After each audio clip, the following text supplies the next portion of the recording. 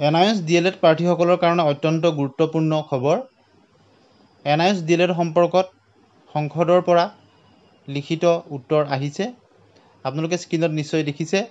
Government of India, ministry of education, department of school education and literacy, Lok Sabha, unstarred question number 5, answered on 22/07/2024, 22 জুলাই তাৰিখে answer দিয়া হৈছে।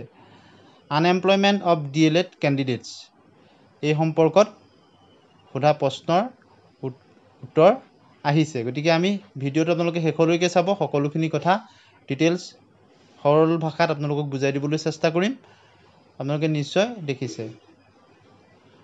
Will the minister of education please to state, minister of এডুকেশ্যনৰ ফালৰ পৰা এই সম্পৰ্কত তেওঁলোকৰ মতামত কি তেওঁলোকে সেই সম্পৰ্কত জনাইছে NIS DLEDৰ সম্পৰ্কত। গতিকে ভিডিঅ'টোৰ মাজতে স্কিপ নকৰিব, আপোনালোকে শেষলৈকে চাব। বিশেষতঃ NIS DLEDৰ প্ৰাৰ্থীসকলৰ কাৰণে অত্যন্ত এটা গুৰুত্বপূৰ্ণ খবৰ। কি প্ৰশ্ন সোধাইছিলে? Will the minister of education be please to state. Question number 1, whether the government has considered national institute of open schooling NIOS diploma in elementary education DLED equivalent to other DLED। অৰ্থাৎ সোধা হৈছে যে NIS DLEDক অন্য DLEDৰ equivalent বুলি ভাবে নেকি। B number question সোধা হৈছে, whether the government is aware of the NIOS train candidate did not get any employment opportunity in the various state even after completing of their DLED, if so the details thereof। যে চৰকাৰে এই কথা অৱগত হয়নে যে NIS DLED প্ৰাৰ্থীসকলে বৰ্তমানে যি নিযুক্তি হৈছে তাত অংশগ্ৰহণ কৰিব পৰা নাই, বা এই সম্পৰ্কত কিবা তেওঁলোক আছে নেকি সেই সম্পৰ্কত জানিব বিচাৰিছে। Question number C, whether the government has issued any gazette in this regard, এই সম্পৰ্কত চৰকাৰে কিবা ইছ্যু কৰিছে নেকি gazette. Which possess their date of the removal of the DLED candidates from NIOS and many states have issued order on their removal, এই সম্পৰ্কত অন্যান্য ষ্টেটত NIOSৰ ৰিমুভেলৰ কাৰণে নটিচ ইছ্যু কৰিছে। এই সম্পৰ্কত কেন্দ্ৰীয় চৰকাৰে কিবা ব্যৱস্থা কৰিছে নেকি, বা NIOSৰ সম্পৰ্কত কিবা গেজেট প্ৰকাশ কৰিব বা এনেকুৱা ধৰণৰ ব্যৱস্থা কৰিছে নেকি। তেওঁলোকে এনেধৰণৰ বহুখিনি প্ৰশ্ন সোধা হৈছে। ই নম্বৰ কুৱেশ্যনটো দেখিছে, if so' condition laid down by the union and state government for imparting training and providing jobs to them। F number সোধা হৈছে, whether the candidates those are teaching as teachers were given platform for 6 months, যিসকলে শিক্ষকতা কৰি আছে তেওঁলোকৰ কাৰণে 6 month প্লেটফৰ্মৰ ব্যৱস্থা কৰিছে নেকি।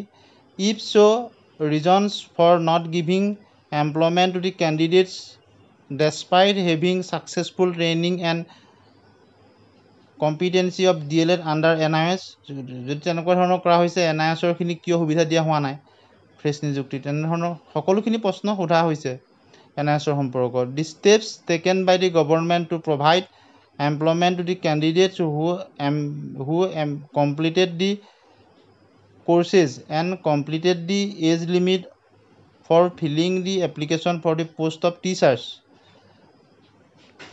গতিকে এতিয়া উত্তৰখিনি আহিছে এইখিনি প্ৰশ্নৰ সম্পৰ্কত।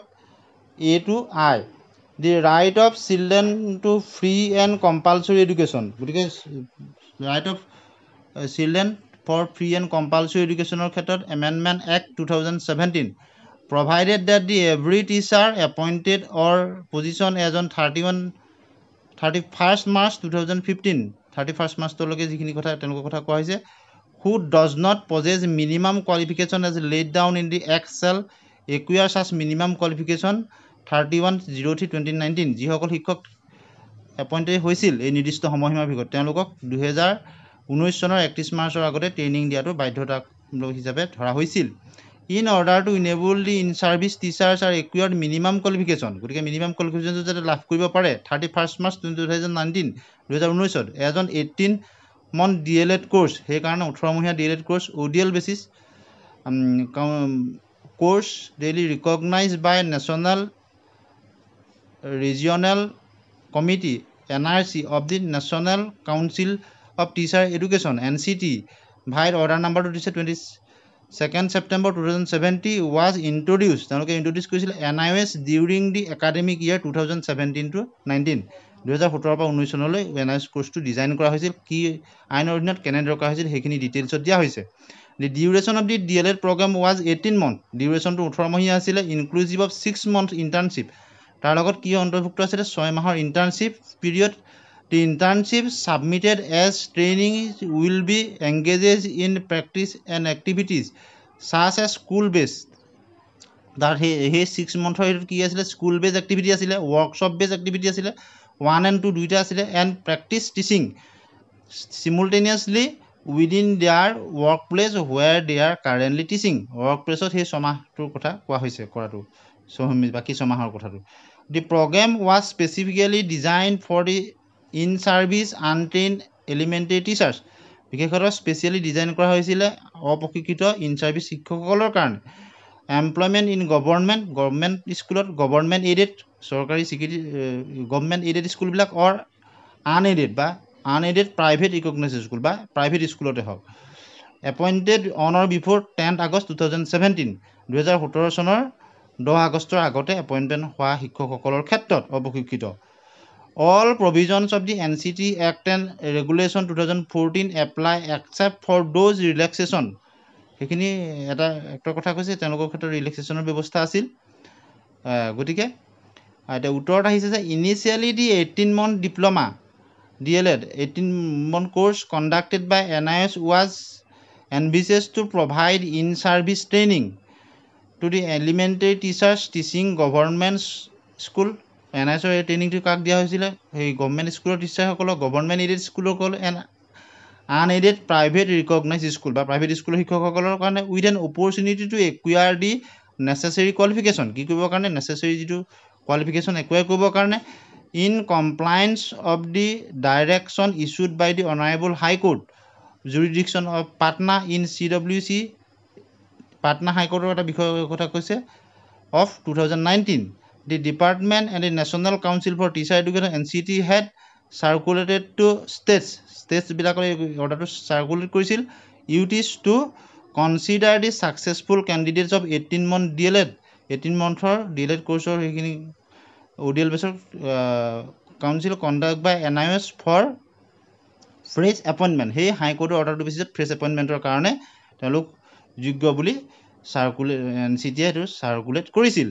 However, the Honorable Supreme Court অৱশ্যে অনাৰেবল মহামান্য supreme court vide judgement dated 28/11/2023 যিটো সুপ্ৰিম কোৰ্টৰ পৰা ফাইনেল জাজমেণ্ট আহিছিল 28/11/2023 ইছ্যুড ইন SLP চি নাম্বাৰটো দি দিছে of 2022 has held that the 18-month DLED is not equivalent. যে 18 monthৰ ডিপ্ল'মাটো সমান নহয়, ইকুইভেলেণ্ট নহয় to the regular 2 years DLED course, 2 বছৰীয়া DLED কোৰ্ছৰ সমকক্ষ নহয়. গতিকে আপোনালোকে নিশ্চয় গম পালে কি কি প্ৰশ্ন সোধা হৈছিল আৰু কি ধৰণৰ উত্তৰ আহিল. এনেধৰণৰ আপডেটৰ কাৰণে আমাৰ চেনেলৰ লগত সংযুক্ত হৈ থাকিব. আজিলৈ